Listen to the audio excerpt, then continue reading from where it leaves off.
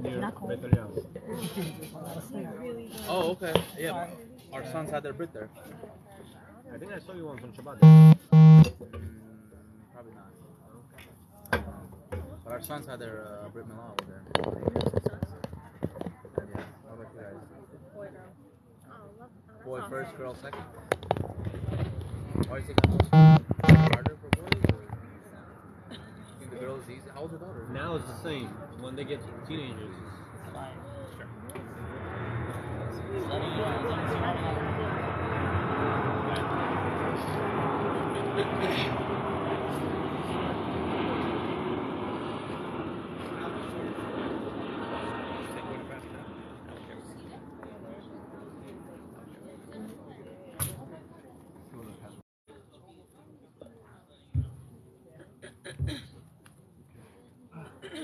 Okay, welcome everybody. First of all, I'd just like to thank Shai and Sonia for arranging and organizing this beautiful Lag BaOmer event. Shai, thank you very much. Opening your home so beautifully. Shai's now been our HR, not only couples director, he also does HR for Emet. So he's involved in so many different aspects of the organization. And I have to say, the organization, as when Shai came in, it became a different organization. Shai's expertise, his care, his love, and just makes things happen so beautifully. Whenever Shai touches it, it becomes so professional and so well done. So Shai, thank you very much for all that you do, and your wife, and thank you for walking us to your beautiful home, Lag BaOmer. So, can everybody hear me okay? Yeah? So I want to talk just for a few minutes about Lag BaOmer, and hopefully about something which I think will be very relative to our lives and maybe help us grasp things in a little bit different way. You know, first of all, you know, Malka and I were in Florida last week for the bris of another grandson. Mazato. Thank you very much. And his name is Akiva Alexander. And the reason why his name is Alexander is after Monica's father, Olav Shalom, They started the route. Who survived the Holocaust and came to America and wasn't discouraged and rebuilt. And they named him after Akiva. Well, first of all, they loved the name. And number two, it's so appropriate because this is the time of Rabbi Akiva. But there was a deeper connection. And that's the connection I really want to speak about tonight, which is what Rabbi Akiva represents and why he is the main focus of Lag BaOmer. Lag BaOmer is all about Rabbi Akiva. What's going on with Rabbi Akiva? And hopefully by one of the words I'll say tonight, we'll get a little more insight as well as to why they named him Akiva Alexander too. You know, right now we're in an interesting time period, as Shai said so beautifully before. From Pesach to Shavuos is a very important time. We're kind of the sphere, kind of the Omer. But there was a tragedy during this time as well. That going back to the time of Rabbi Akiva, approximately 1900 years, almost 2,000 years, during this time period, 12,000 pairs of students died in the 33 days from Pesach before Shavuos. 12,000 pairs, that's 24,000 students. On Lag BaOmer, the dying stopped, as Shai mentioned before. The question the pre-Chodesh commentator in the 18th century asked, he said, if the dying stopped, what do you mean it stopped? There was nobody left. They all died. So what does it mean the dying stopped? So he explained it stopped with the death of those students, but something began anew. Rabbi Akiva rebuilt with 5 new students. One of them we know is Rabbi Meir. One of them we know is Rosh Shimon Bar Yochai, whose yard site is tonight as well. He rebuilt, even though the came to an end. If you can imagine such a thing. It's almost like a Holocaust survivor. I think my father-in-law, this is one of the reasons they named him Akiva Alexander, is that he didn't get discouraged. He went through the Shoah in Europe, and he came to America, and he said, I'm going to rebuild. We're going to rebuild Jewish life here. And he did. He built a beautiful family. And now, Baruch Hashem, there are many Alexanders, or Shimon Alexanders, or Akiva Alexanders who are running around this world now after him. The one that he built a beautiful family of Torah observant Jews. So Rabbi Akiva's greatness was that he was willing to go on and he didn't fall into despair. That was his greatness. And that's what we're celebrating tonight, by the way. What it means that he stopped dying and he didn't fall into despair. That was his greatness. And that's what we're celebrating tonight, by the way. What it means that he stopped dying, they stopped dying, but he gave life to new students. We're really celebrating on Lag BaOmer the ability of Rabbi Akiva to say that I'm willing to go further. That I'm not going to let my past, my difficulties in life hold me back. I'm going to push forward. I'm going to go on. I'm going to have the courage to say, Hashem, whatever you bring into this world is something purposeful. It's something good, even when I don't understand it. And I'm willing to accept it and not break. That's what Lag BaOmer is all about. That's what we're celebrating tonight. And that's what we just lit a bonfire. That's what the bonfire says. The bonfire says there's an energy behind this world. There's an aish. There's a fire to this world. There's something in this world of energy that you can't see. But plug into it. Know that it's there even when you don't see it. Get in touch with that energy. Get in touch with that fire of the world. So what I'd like to do right now is I'd like to answer a question that how did Rabbi Akiva train himself to do this? How was he able to get there? How was he able to rise to the occasion of 24,000 students dying in 33 days? His life's work ended and said, no, I'm going to rebuild. 5 students, let's go. And those 5 students, by the way, became the major rabbis of the next generation. We rebuilt the Jewish nation with those 5 students. How did he do it? So I handed out a little generation. We rebuilt the Jewish nation with those 5 students. How did he do it? So I handed out a little sheet over here. Do it. So I handed out a little sheet over here, and I'd like to share it with everybody inside. It's a story about Rabbi Akiva. So I'm going to read it together. We'll read it together right now. But I'm going to preface it by saying the following: that whenever our sages in the Talmud, We can't hear you. Yeah, give me a second. This route starts every couple of days. We start right there. When they go over, just stop for a second. General, you hear me though? Yes. Whenever our sages give us a story, we have to understand that a story is not just a story. They're revealing very deep secrets to us. And the reason why they do it in a story is first of all, stories are interesting. It attracts our attention. Number 2, when you have a story, you have to think about it. Interesting. It attracts our attention. Number 2, when you have a story, you have to think about it. Number 3, when you have a story, it's almost like a puzzle. And when there's a puzzle, you need a rabbi, you need a teacher to help you unlock it. And it causes you to work on it and think about it. And the purpose of wisdom isn't just to have something in our brain.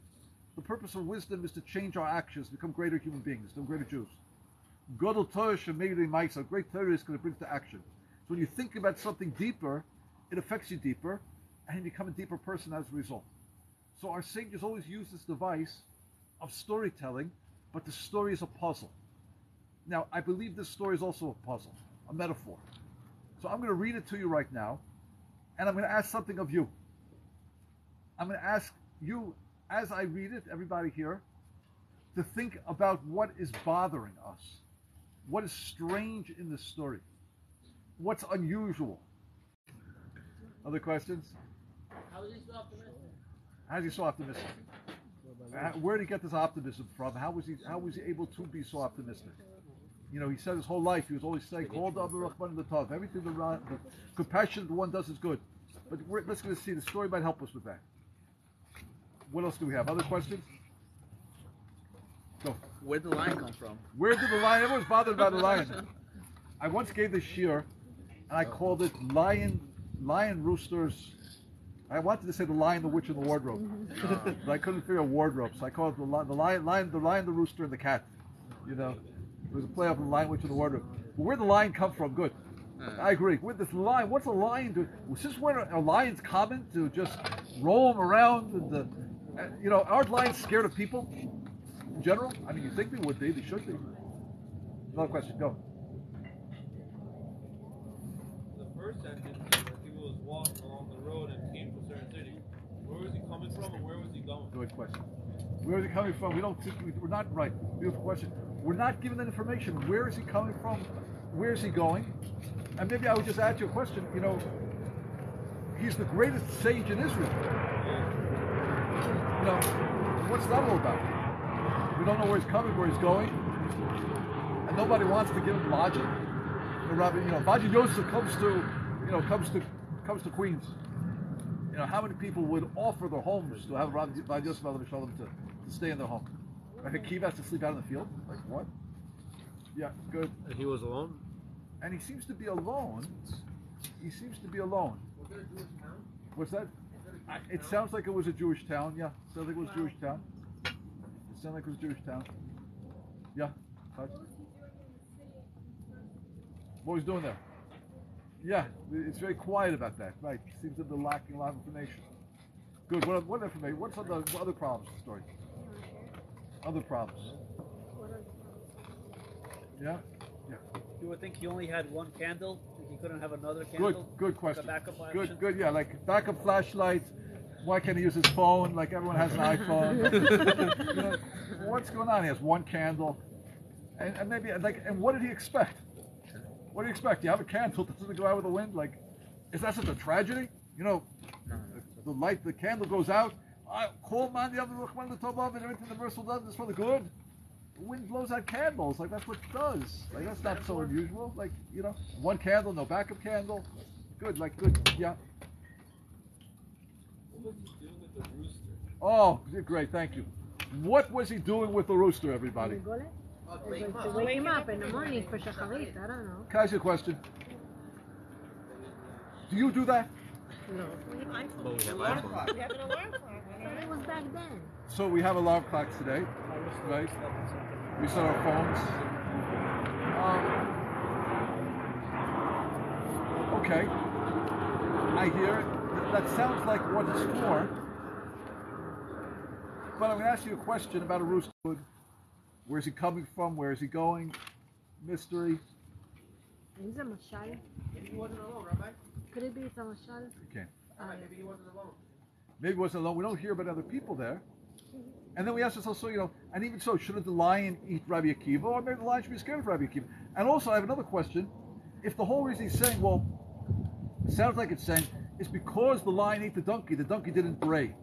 And therefore the soldiers weren't able to find Rabbi Akiva. And because the cat ate the rooster didn't crow, and therefore they didn't hear anything out in the field.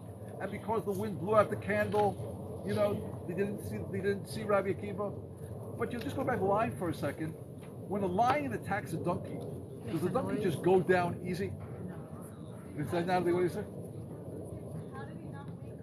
Yeah, the donkey would be braying like crazy. Wouldn't that attract attention? So how did that help him? The whole story is bizarre. The story is strange. So when our rabbis give us a strange story, as Nina just pointed out a moment ago, they're giving us more than a story. They're giving us a puzzle. And they're giving us a mashal, they're giving us a piece of information that when we unlock it, we discover something deep that we didn't see before. So let me explain to you a little bit the way the Maral Prague sees it. Now it could be a true story, maybe, but I think the problems in the story certainly indicate that there's something else going on. Let's define it pretty well. It works like this. Really in life,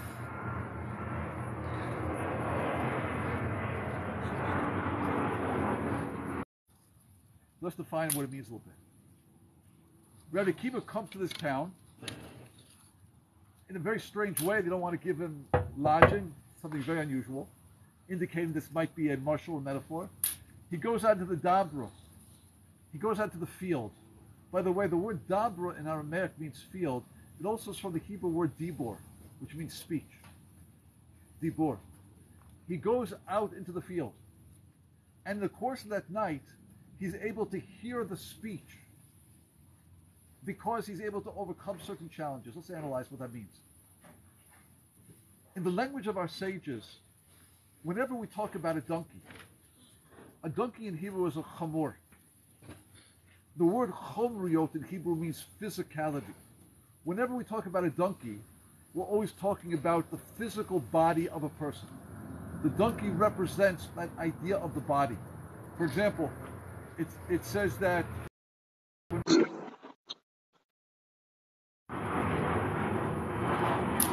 not going to be riding in 747. It says he's going to be rochev al chomo. He's going to be riding on the donkey.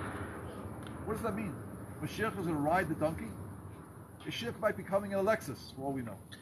But what it does mean is he's going to be riding on his donkey. He's in control of his physicality. His body is not going to rule him. He's going to rule over his body. The chamor, the donkey, that's the most physical of all animals, always in the language of our sages, represents the body. So to be riding on your donkey, like Mashiach, riding on the donkey means the body doesn't rule him, he rules the body. By the way, that's what kingship is. To be a true king in this world, called a melech.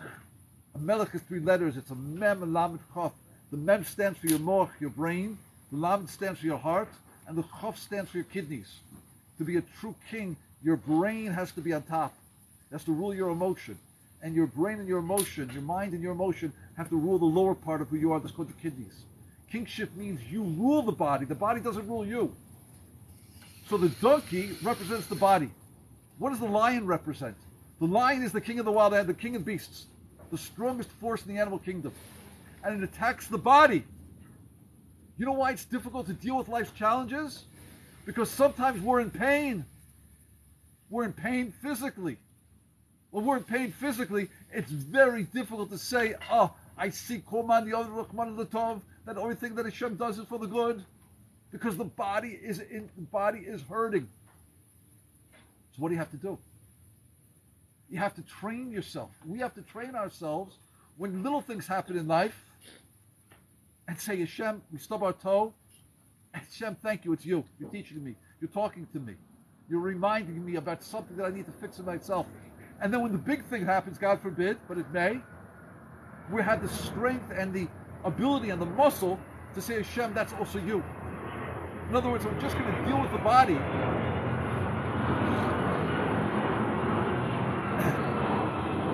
we let the body rule us, we're never going to see Hashem's goodness. The lion will attack the body. The pain that we feel physically will prevent us from seeing the good. Say everything that Hashem does is for the good. That you can look at your life now and say, my body isn't working right, but Hashem, it's also your goodness. That takes work. When the body is in pain, it's difficult. If you waited to age 75 to say that, I don't think you could have made that statement. The first thing Rabbi Akiva is teaching us, the story is teaching us, is that sometimes the lion is going to attack the donkey. That sometimes our bodies are going to be in pain. And we better be able to anticipate that. We have to train ourselves to anticipate that by saying in every situation, all that Hashem does is for the good. That's the lion attacking the donkey.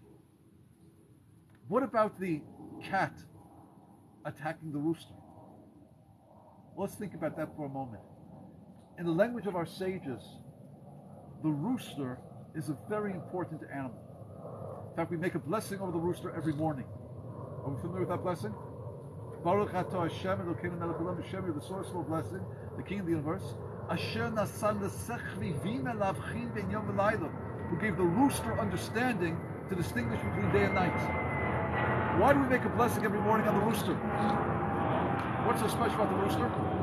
So the answer is what I said before. The rooster has a special type of wisdom called intuition. It knows just before dawn. It knows when the sun is going to come out. The sun is not there. There's nothing physical in the sky. There's no rays. But that rooster has the intuition, the binah, to say, I know it's coming. That's called intuition. That little brain, which is this big, has this magnificent gift of bina, intuition. Bina is a magnificent gift to see what's not there. By the way, women excel in this more than men. And that's why the Gemara says one's supposed to listen to one's wife about the character of a guest. You bring somebody home, and you say, looks like a great guy, and she says, I don't trust him. You say, why not? Something is bothering me. You're supposed to listen to it, because that's intuition.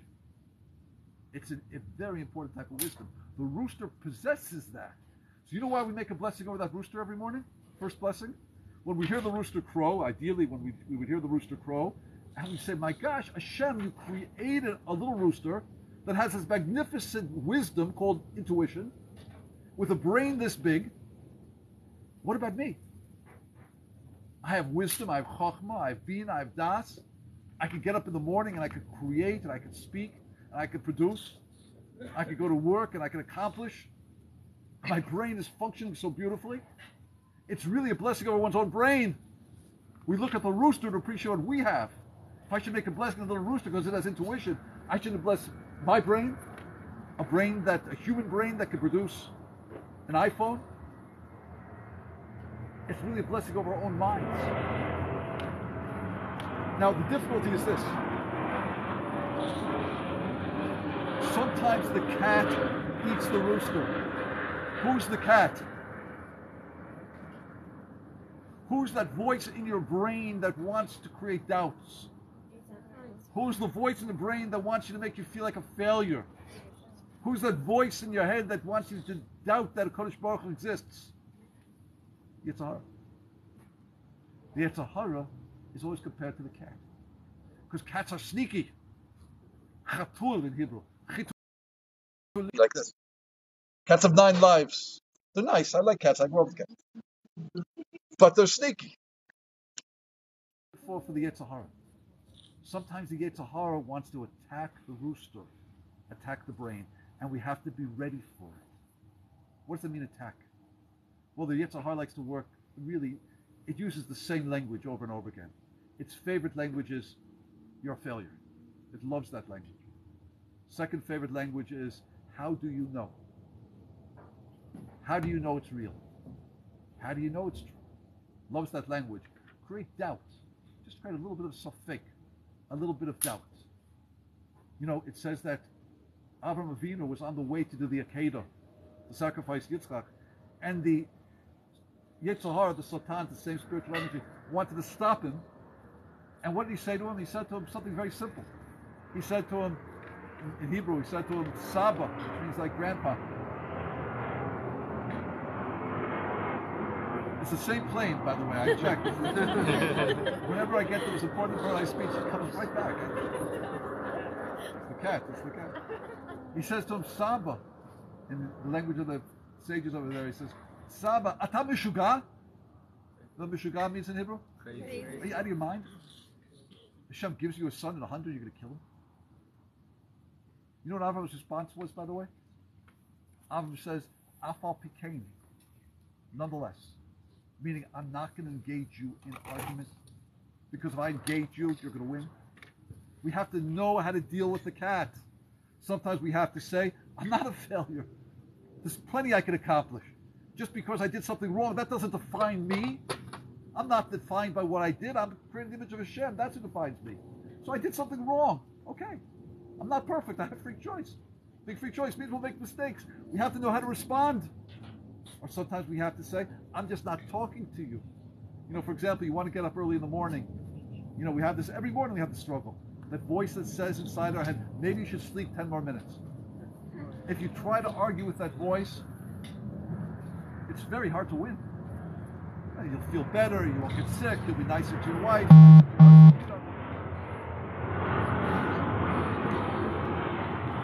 As soon as I talk about marriage, he comes. I say, no, see, I know. The candle represents the neshama, the soul. Sometimes Hashem blows out the candle. Why would Hashem blow out the candle? What does it mean? You know what it means? It means like this.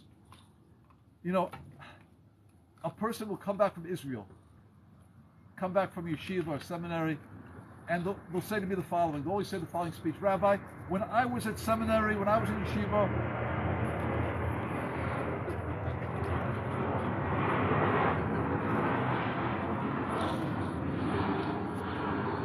I felt so close to Hashem. I felt so alive, so spiritually connected. I come back now, I feel dead, I feel empty. I feel like I'm in the dark. So you know what my answer is to that? I know they're going to say that. You know why? Because the way Hashem works with us in this world, first He comes close to us. He lets us feel His warmth, and He lets us feel His presence. He lets us feel the glow and the warmth of that candle. The neshama begins to shine, and the warmth of the neshama just fills us. We feel so connected. Right when we feel so warm, you know what Hashem does? He blows out the candle, and now we're in the darkness. You know why Hashem does that? Because the real relationship with Hashem must be built in a place where we can't see Him. In other words, when we feel the warmth, it's easy to love Hashem. It's when we feel cold and dark, we have to work harder. We have to say, what do I really believe? Do I really believe this is true? Do I really believe that Hashem is there? Do I really believe Hashem loves me? Do I really believe there's a Torah that's given on our Sinai? What do I believe? We have to do that from darkness, because then we really define what we believe. Right at the point where we feel so warm, where the candle lightens up our lives and we feel that flame, it's going to last like this forever. Hashem blows out the candle and we feel so dark, so just empty. But you know what? If Hashem didn't do that, we would never really develop a real relationship with Him. I'll give you an example. For example, when you teach children to walk, so what you do with little children is you hold them by the hand. Take these little children, your little babies, they're 2.5, 1.5, they'll start getting up. What do you do as parents? You take their little hands and they start walking 1 step, 2 steps, and you're holding their hands, and you know what those little children are doing? They're smiling from ear to ear. They're so delighted that they went from the crawling position to walking. And it's like a new world, new opportunity, new possibility. But you know what we do as good parents right there? Right when they're smiling and so content, what do? We let go. We let go. And you know what the child does? He shakes in else there. The town was captured. There were no other people. You know who he was talking to? He was talking to his life's difficulties. Didn't I tell you? Didn't I tell you all along everything is for the good? I'm ready for it. That's probably key. And this story is so important on life. I don't know why. Because this is the ultimate story in Rabbi Akiva's life. 24,000 students, his life's work in 33 days ends. And now he's to start again. Where did he get that resilience, that resistance, the courage to keep going? It was a lifetime of work. And the preparation that we have to be doing in our life is to be alert. Understand, yes, sometimes the body's going to be in pain. Sometimes the mind is going to be confused. And sometimes Hashem himself is going to distance himself from us. But if we could train ourselves to constantly say, because that's part of life. That's the way Hashem created this world. We trust this guy.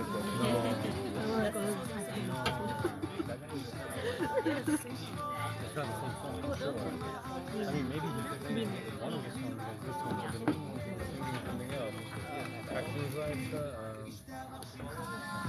oh yeah, she sent something to me also. What is that?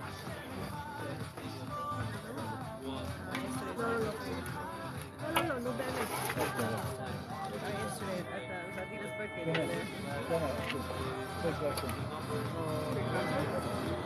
This is lamb? Yeah, and there's ribs coming out. Is it good? Yeah? No, you're not afraid. רגע, אני בודקת. הגעתי לעוף, רגע.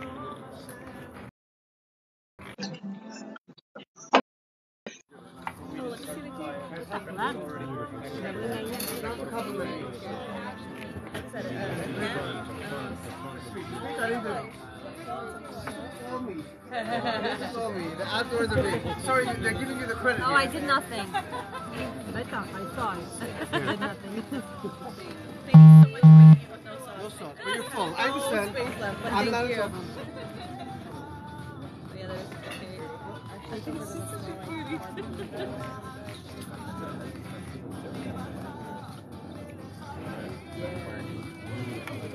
I didn't even notice it. I was looking at the cake.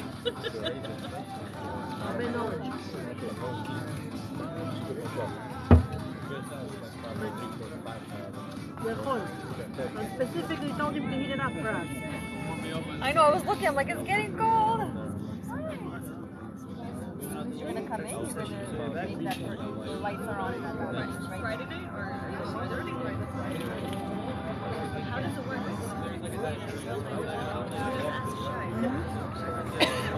Yeah, why not? I also want to meet her. I think we're gonna have have a lot in common. I want to go to the fire tomorrow.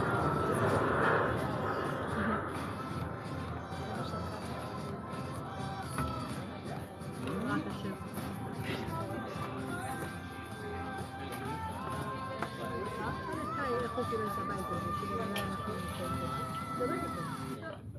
למה? זה כיף שאתה נמצא בצעירים. I think we did once, the couple of people and like the whole house started.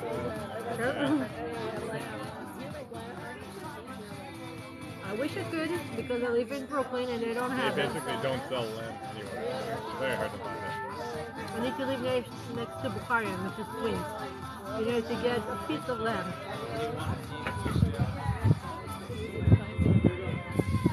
Yeah. You know, when you pray, you crave. So I like to go, please bring it land, please. So he's like, we don't have it here, honey. We live in Brooklyn. Dude, now it's another reason I have to Queens. What? Another reason. Yeah. A couple of weddings, and right? We'll go broke that way. Like the fire and weddings. Yeah, but we don't have nobody here. So which wedding are we gonna go to? No one. No.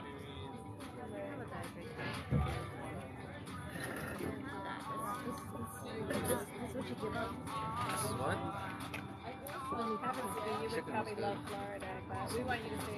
Yeah, we want to go, but it's so expensive. The truth, we already need to have something for ourselves, like, you know. My wife wants to know what kind of sauce you use for the chicken. Great question. I always mix it up. It's usually a buffalo sauce, always buffalo. If I don't have buffalo, I put Tabasco or hot sauce. Any barbecue. Then a couple of pieces of honey.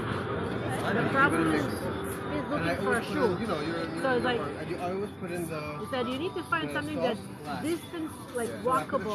Within a mile of the store, yeah. Just put it raw. I preheated the chicken actually pretty good because it takes a while. Yeah, but he's Ashkenazi. Yeah, it takes a while. When I cook it, They have Chabad, which is not the one, and they then when have you guys parties arrive, then I put it back sometimes. on, and then I put the sauce on. 2 minutes on each side. Good? But the houses that I can afford, and I find, then you find like it's 2 hours Why, for the because shoes. it's smoky, Like, right? seriously? I don't like smoking. Yeah, please. Yeah. What are you gonna do?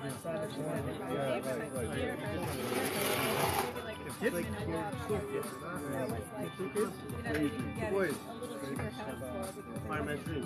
Which area? It is. I mean, I forgot what it's called. It's near North Miami. What is it? The area that we're looking at? Hollywood.